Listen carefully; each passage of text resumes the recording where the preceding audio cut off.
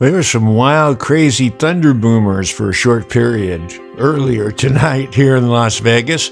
And here's some video taken from the rooftop of the parking garage at the Cannery in North Las Vegas.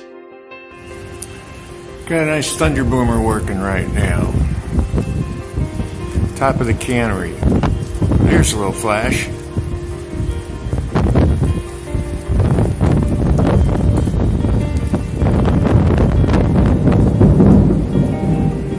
Oh!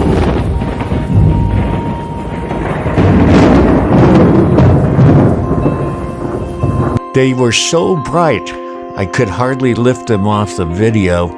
Matter of fact, you see all the extra noise, the blue color, because the light was so intense in the little camera. But this is what that lightning bolt looked like when it was all slowed down.